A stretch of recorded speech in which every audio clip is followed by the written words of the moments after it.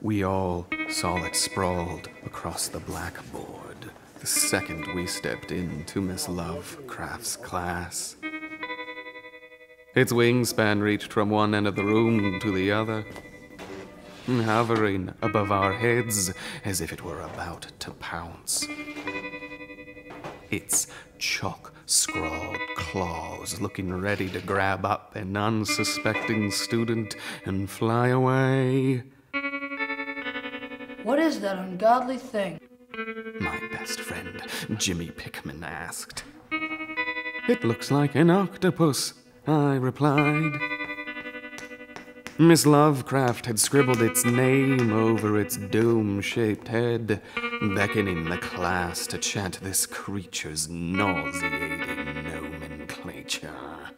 Repeat after me, children. This is the vagina. I shuddered at the sound its name made within my mouth, whispering it with the rest of the students.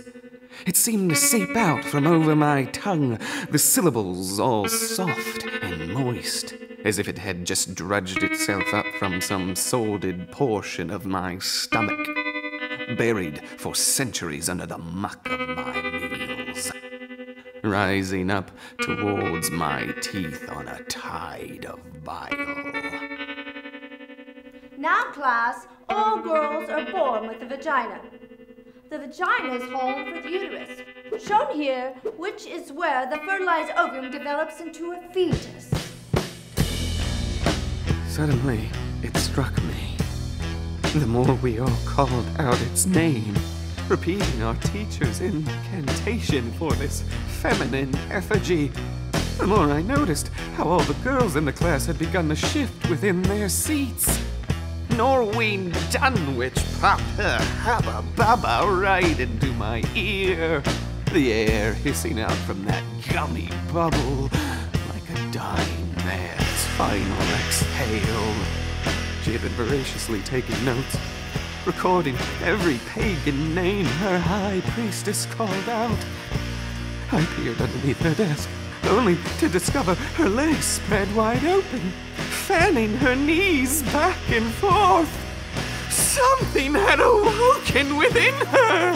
Something was lurking under the murk of her skirt, veiled behind the pleats of her school uniform.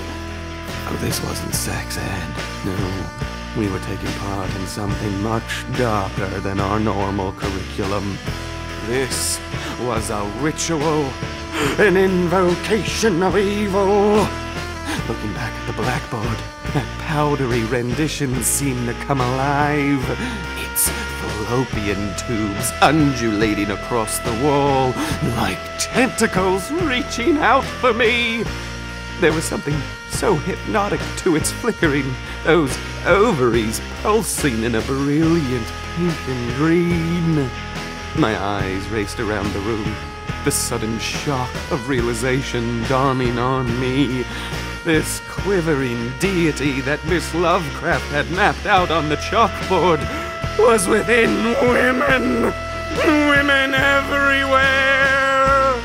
These ancient beings had been amongst us boys all along, hidden within the depths of our female classmates. Now, class, let's move on to the male sexual organs. Bear in mind that I had not known such a thing existed within me. To say that a mental shock was the cause of what I inferred, that last straw of sanity snapping as Miss Lovecraft took her chalk and etched a most heinous hieroglyphic across the blackboard, is to ignore the simplest bit of my experience. Maybe a madhouse would be as good of any a place to save me now. A doctor could erase this profane image from my brain forever, for I found myself staring at none other than him who is not to be named, the mighty one-eyed messenger, the goat with 1,000 young. Stop snickering, children! I'll send you all to the office if you can't act like mature adults! Now, repeat after me. This is the penis! You must believe me, Principal Peters. I have certain evidence that monstrous things do indeed live within the dark corners of man that have yet to be explored by my hands. Throbbing, pulsating creatures that inhabit a space unfamiliar to this particular 7th grader. And as God is my witness, how I wish to resist this transformation.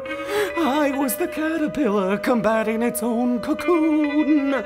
Looking around the room, I realized I was not alone in this chrysalis state. The rest of the class was undergoing the same change. A look of utter horror frozen on everyone's face. Locking onto the eyes of Larissa Innsmouth, I was suddenly aware of the disconnected sounds inside my mind. The creature hidden within her was attempting to communicate with me. Its sole mode of speech were a series of thought waves transmitted through its clitoral antenna. Even now, these beasts talked within their tombs, sending their telepathy out from beyond the cotton lining of all the girls' underwear.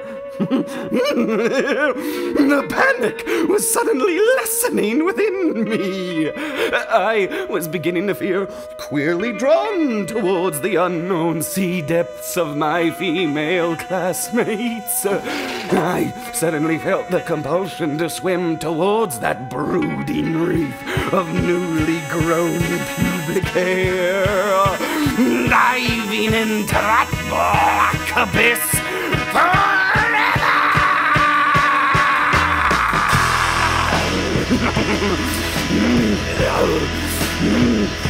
Miss Lovecraft was responsible for introducing us boys to the female reproductive system. Her incantation had unlocked our libidos. Pushing our discs together, we created an altar in which to enact our rites of passage. The class made sacrifices out of ourselves, offering our bodies up to our idols. Miss Lovecraft continued to point towards the orifices of our gods, while the student body had an orgy of ungodly proportions. Hail, young Sagoth, the mighty vagina! Praise to the pit of Shoggoths! Glory to the great messenger Cthulhu! Yoggoth, the cyclopic worm!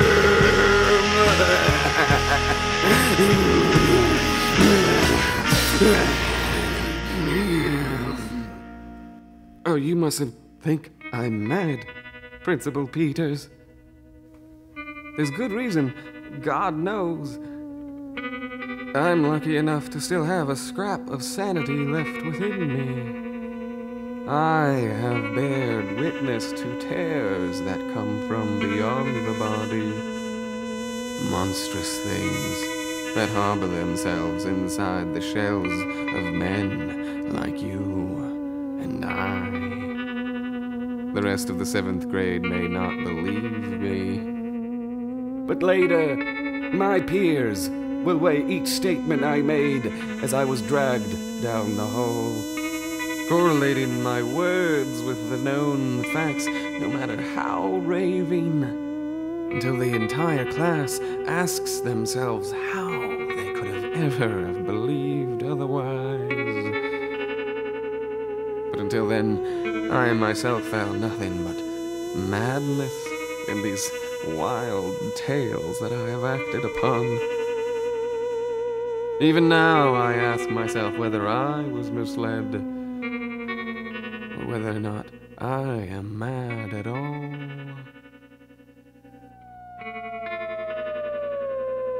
But the second my knees buckled upwards, hitting the underbelly of my desk, the class all turned around to face me. Even Miss Lovecraft was staring at me, her mouth hanging wide open, the look on her face thickening into utter horror. The second she realized my pants were now crumpled up at my ankles, my hands hidden below the desktop.